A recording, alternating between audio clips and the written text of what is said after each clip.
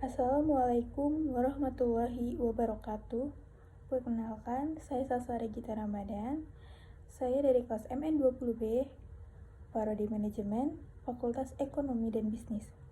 Di sini, saya akan menjelaskan hasil dari laporan yang saya buat pada mata kuliah studi kelayakan bisnis yang berjudul Studi Kelayakan Bisnis Kuliner Cafe, yaitu Sagitara Cafe.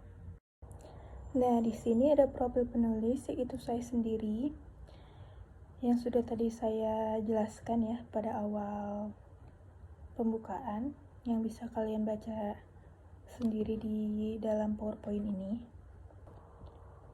Pada bab pertama, yaitu pendahuluan, yang akan saya jelaskan, di sini memuat latar belakang, lalu rumusan masalah, tujuan serta manfaat penelitian. Pada latar belakang penulisan kali ini, dalam memulai usaha untuk bidang apapun, yang pertama kali harus diketahui adalah peluang pasar dan bagaimana cara membuat orang tertarik terhadap bisnis yang akan kita jalankan. Nah, untuk itu, kali ini penulis ingin mendirikan sebuah usaha yang akan didirikan di Jalan Insinyur Haji Juanda Cikampek, yang berhadapan langsung dengan Universitas Bina Sarana Informatika dan SMK Insan Tazaka.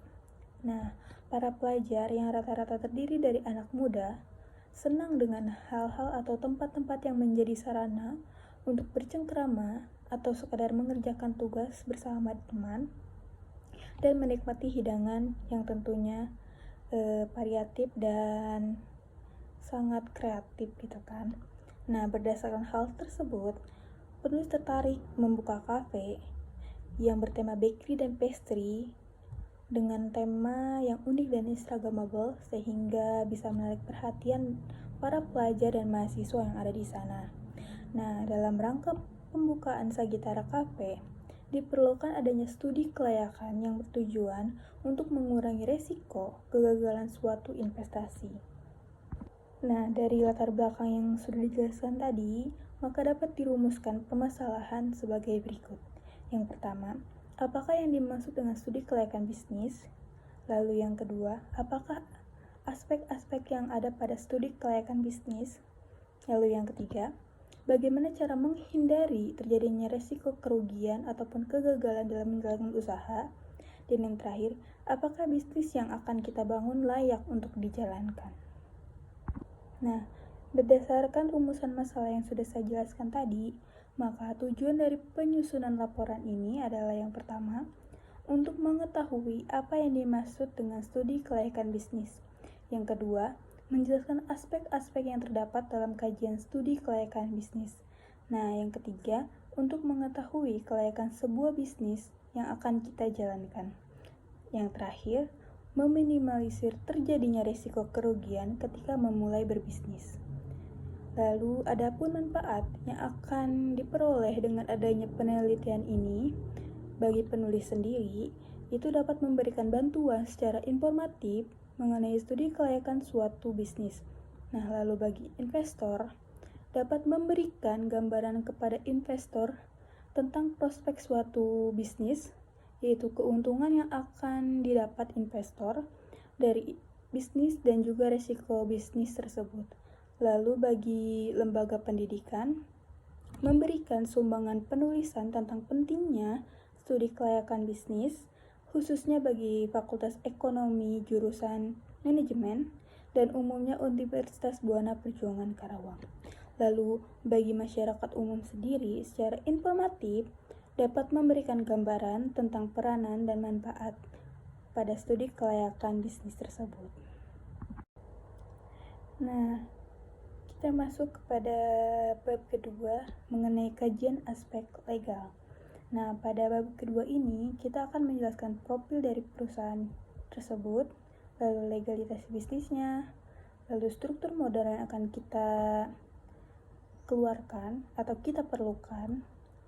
Lalu yang terakhir ada struktur organisasi dan kajian kesesuaian bisnis dengan hukum. Profil perusahaan untuk bisnis yang akan dijalankan ini, dalam bisnis yang akan penulis jalankan ini memiliki profil sebagai berikut. Nama perusahaan atau bisnis yang akan penulis buat ini yaitu Sagitara Cafe. Alamat atau lokasi untuk bisnis yang akan penulis jalankan itu berlokasi di Jalan Insinyur Haji Juanda nomor 17, Sari Mulya, Kecamatan Kota Baru, Kabupaten Karawang, Provinsi Jawa Barat. Lalu di sini ada logo usaha yang bisa kalian lihat di PowerPoint. Nah, logo ini memiliki arti. Secara sederhananya, logo ini didesain dengan gambar seorang perempuan yang sedang memegang roti, yang mana berarti usaha ini merupakan sebuah kafe yang menyajikan roti atau bakery serta pastry sebagai menu utama dalam kafe ini. Nah, background yang berwarna coklat muda pada logo ini dikategorikan sebagai warna yang menenangkan dan sehingga kafe menjadi lebih hangat dan nyaman bagi para pengunjungnya. Selanjutnya adalah legalitas bisnis. Nah, legalitas bisnis ini sangat penting bagi pengusaha pemula yang ingin memulai usahanya karena legalitas bisnis ini merupakan surat izin untuk usaha kita agar mendapatkan izin untuk membangun sebuah usaha yang legal dan layak. Nah, di sini legalitas bisnis yang Sagitara Cafe atau penulis pakai yaitu merupakan SIUP, yaitu surat izin usaha perdagangan. Seperti yang terlihat dalam PPT, sudah memiliki nomor pokok, terus nama perusahaan, alamat perusahaan, lalu nomor pokok wajib pajaknya, nilai modal dan kekayaan bersihnya ada berapa, lalu kegiatan usaha yang kita kelola apa, kelembagaannya, bidang usaha yang sesuai dengan KBLI 2000 tahun 2000 dan jenis barang dagang utamanya, seperti itu. Nah, lalu yang ketiga ini ada struktur modal dari usaha yang penulis buat, yaitu Sagitara Cafe. Nah, di sini untuk investasinya yaitu ada tanah dengan jumlah 150 juta. Lalu ada bangunan yang akan digunakan yaitu senilai 200 juta. Lalu peralatan kafe yang digunakan yaitu 50 juta. Perlengkapan kafe yang digunakan juga 45 juta. Serta perizinannya yaitu Rp 5 juta rupiah. Lalu untuk modal kerjanya sendiri yaitu ada biaya bahan baku yang berjumlah 50 juta. Lalu biaya gaji yang berjumlah 60 juta. Biaya listrik dan telepon yang berjumlah 66 juta rupiah, lalu biaya promosi dengan jumlah 6 juta rupiah, lalu biaya lain-lainnya itu ada 8 juta rupiah. Nah, total kebutuhan dana yang bisa kita jumlahkan dari investasi dan modal kerja yaitu senilai 580 juta untuk bisa membangun Sagitara Cafe. Nah, lalu yang terakhir ini ada struktur organisasi dan kajian kesesuaian bisnis dengan hukum. Nah, seperti yang bisa kita lihat, untuk struktur organisasi perusahaan ini dapat kita lihat pada PowerPoint, yaitu ada owner, yaitu pemilik usaha Sagitara Cafe-nya.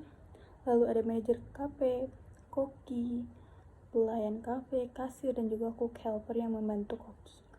Nah, kajian kesesuaian bisnis dan hukum. Dari segi pendirian usaha, sangat mudah ialah hanya dengan menyiapkan dokumen semacam tanda penduduk atau KTP, memastikan calon nama perusahaan, lalu memastikan tempat kedudukan perusahaan, memastikan maksud serta tujuan yang spesifik dari perusahaan yang akan kita bangun, dan setelah itu melaksanakan registrasi ke notaris. Dengan begitu, sehingga perusahaan yang akan kita dirikan ini pastinya sudah sesuai dengan hukum. Lanjut kepada bab 3, di sini ada aspek pasar dan peluang pasar. Nah, pada bab 3 ini memuat analisis potensi, peluang pasar, dan estimasi permintaan pasar. Lalu ada analisis segmen pasar yang dipilih dan analisis bauran pemasaran. Analisis potensi, peluang pasar, dan estimasi pasar. Analisis potensi atau potensi calon konsumen untuk Sagitara Cafe di Jalan Insinyur Haji Juanda Cikampek ini menghitung calon konsumen yang dilihat dari masyarakat yang lewat di sekitar proyek atau lokasi yang akan kita jadikan tempat usaha kita. Nah, pada kesempatan ini, setelah kita melihat atau menghitung calon konsumennya, terdapat pada hari Senin, untuk penduduk sendiri terdapat 875 yang lewat. Lalu ada pendatang sekitar 153, mahasiswa 533, serta pelajar 345 orang. Lalu pada hari berikutnya, hari Selasa, terdapat 898 orang penduduk, lalu 234 pendatang, ada 457 orang mahasiswa dan juga 227 pelajar. Nah, pada hari Rabu, terdapat 566 penduduk yang lewat, lalu ada 196 pendatang, 549 mahasiswa, serta 310 pelajar. Nah, untuk hari Kamis, terdapat 741 penduduk yang lewat, lalu ada 100 pendatang, 380 mahasiswa, serta 378 pelajar. Nah, pada hari Jumatnya, terdapat sekitar 773 orang yang lewat, lalu ada 187 pendatang, ada 478 mahasiswa, serta 289 pelajar. Nah, pada hari Sabtu ini, ada 851 penduduk, lalu ada 226 pendatang, 459 mahasiswa, serta 289 pelajar. Nah, pada hari Minggu ini, terdapat 997 penduduk, lalu ada 250 pendatang, 694 mahasiswa, serta 479. Yang berdiri total untuk seminggu ini, untuk penduduk ini totalnya ada 549, lalu ada pendatang dengan total 1.346, mahasiswa 3.530, serta pelajar 2.474. Jika di total untuk seminggu ini terdapat 12.848 orang yang bisa dijadikan sebagai calon konsumen atau orang yang lewat. Nah, rata-rata perharinya itu kan 12.846 dibagi 7 hari menjadi 1.835 orang per hari. Nah, estimasi permintaan pasar ini ada 1.835 orang. Estimasi 50% sama dengan 918 orang per hari. Nah, jumlah pesaing di sana itu ada 2 dan sudah memiliki kisaran 70%. Tersisih 30% calon pelanggan. Diperkirakan usaha ini dapat meraih 30% jumlah pelanggan yang tersedia. Berarti jumlah pelanggan sekitar ada 30-an. Lalu yang terakhir ini ada analisis segmen pasar yang dipilih serta analisis bauran pemasaran. Untuk analisis segmen pasar yang dipilih, bisnis Sagitara KP ini memiliki segmentasi pasar yang secara keseluruhan lebih luas. Seluruh kalangan masyarakat, baik dari menengah ke bawah dan menengah ke atas, menjadi segmen pasar yang dimiliki. Lalu untuk analisis bauran pemasaran, dalam proses penyampaian produk kepada pelanggan untuk mencapai tujuan perusahaan berupa penjualan produk yang optimal, maka kegiatan pemasaran yang dijadikan tolak ukur untuk setiap perusahaan sebelum meluncurkan produknya, perusahaan harus mampu melihat dan mengetahui apa yang dibutuhkan oleh konsumen. Jika seorang pemasar mampu mengidentifikasi kebutuhan konsumen dengan baik, mengembangkan produk berkualitas, menetapkan harga, serta mempromosikan secara efektif, maka produknya akan laris di pasaran. Nah, untuk analisis bauran pemasaran ini terdapat produk, yaitu menciptakan merek. Merek dagang yang digunakan untuk usaha ini yaitu Sagitara KP. Nama ini diambil dari singkatan nama pemilik, yaitu Salsa Regita Ramadan, yang disingkat menjadi Sagitara. Yang mana penulis berharap nama ini akan membawa berkah bagi bisnis yang akan penulis jalankan. Lalu untuk kemasan, dalam bisnis KP ini kita menyajikan makanan dengan tampilan cantik. Selain bisa dimakan di tempat, menu makanan yang dipasarkan dapat di take away dengan menggunakan kotak kemasan dan paper bag yang didesain dengan gambar yang menarik. Lalu yang terakhir adalah label. Label yang digunakan untuk menggunakan custom, artinya tidak hanya tempelan, melainkan sudah di-print langsung dari. Lalu ada strategi pemasaran atau strategi promosi yang bernama yaitu word of mouth, WOM, dari mulut ke mulut. Lalu untuk strategi promosi yang kedua itu media cetak serta media elektronik. Pada media cetak, yakni dengan memesan papan reklame, memasang iklan di koran, serta menyebarkan brosur. Sementara itu, untuk media elektroniknya ialah lewat radio. Lalu yang terakhir media promosinya yaitu online marketing. Pemasaran lewat online melalui internet, yakni bisa berbentuk pengiklan di sosial media, website ataupun lainnya. Lalu di sini ada bab 5 yang menjelaskan mengenai aspek lingkungan. Nah, untuk aspek lingkungan dalam menjalankan sebuah bisnis, aspek lingkungan menjadi hal yang harus diperhatikan karena pada dasarnya setiap membangun sebuah tempat usaha harus sesuai dengan dasarnya. Jika kita tidak mematuhi aturan yang seharusnya, maka dipastikan kelayakan sebuah bisnis akan dipertanyakan, mengingat kita juga tidak memperhatikan aspek lingkungan sekitar dalam menjalankan usaha. Lalu pada bab 6 ini kita akan menjelaskan mengenai aspek teknis dan teknologi. Nah, dalam studi kelayakan bisnis Sagitara KP ini, kita memiliki aspek teknis sebagai berikut, di mana lokasi untuk membuat atau membuka usaha ini berada di Jalan Insinyur Haji Juanda nomor 17, Sarimulyo, Kecamatan Kota Baru, Kabupaten Karawang, Jawa Barat. Bisa kita lihat di sini untuk lokasinya yang berhadapan langsung dengan Universitas Bina Sarana Informatika serta bersebelahan dengan Balai Kesehatan Mata Masyarakat BKMM. Lalu untuk layoutnya bisa kita lihat pada PowerPoint ini. Ada dapur, kasir, toilet, serta meja panjang yang bisa diisi lebih dari 10 orang. Untuk layout pada lantai kedua ini ada meja panjang di pinggir-pinggirnya, lalu ada meja-meja kecilnya, serta musola serta toilet. Untuk aspek teknologi, mesin atau kelengkapan teknologi yang digunakan dalam bisnis Sagitara KP memiliki teknologi yang mumpuni seperti mesin kasir yang lebih otomatis, penyimpanan bahan makanan yang ditempatkan di tempat khusus agar kondisi bahan makanan tetap terjaga dengan bantuan mesin cold storage, pintu yang dirancang secara otomatis terbuka ketika pelanggan masuk. Untuk teknologi informasi yang digunakan, teknologi informasi yang digunakan dalam bisnis ini adalah media sosial. Lalu bab selanjutnya itu bab 7 yang mengenai aspek finansial yang menjelaskan mengenai kebutuhan modal, cash flow atau cost of capital, aliran kas bersih dan perhitungan NPP-nya.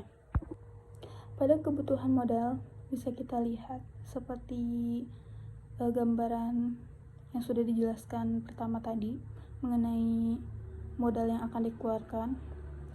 Ada investasi yaitu tanah, bangunan, peralatan KP, perlengkapan KP, serta perizinan. Lalu ada modal kerja yaitu biaya bahan baku, biaya gaji, biaya listrik dan telepon, biaya promosi, dan biaya lainnya. Dengan total kebutuhan dananya yaitu 580 juta rupiah. Untuk selanjutnya yaitu ada cash flow atau cost of capital, di mana penjualan ini kita gunakan untuk 3 tahun berikutnya pada 2022, 2023, serta 2024. Untuk penjualan dari 2022 ini terjual sekitar 120 juta rupiah.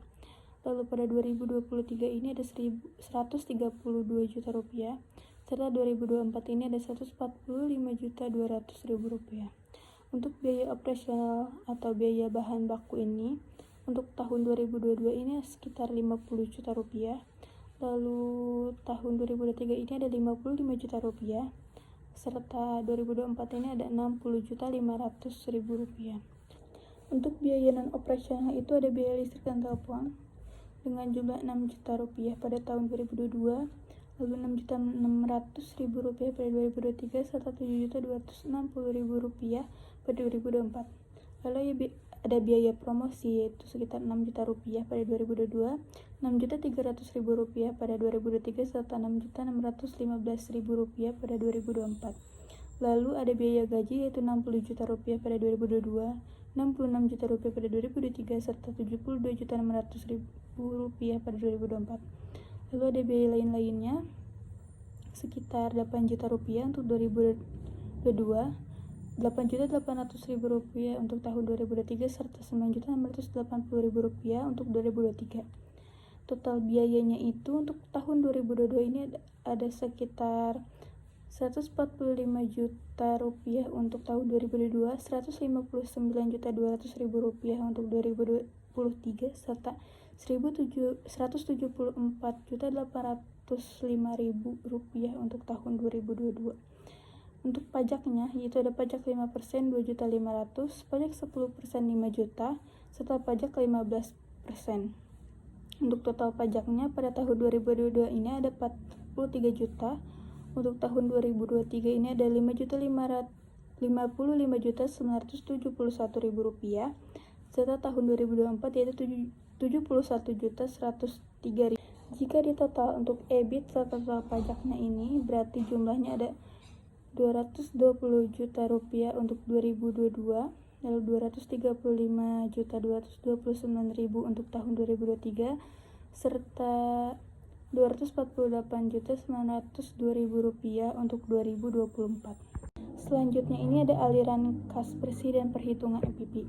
Untuk aliran kas masuk bersih Sagitara KP tahun 2022 sampai 2024 itu totalnya ada Rp207 juta untuk tahun 2022, Rp218.729.000 untuk tahun 2023, serta Rp230.752.000 untuk tahun 2024.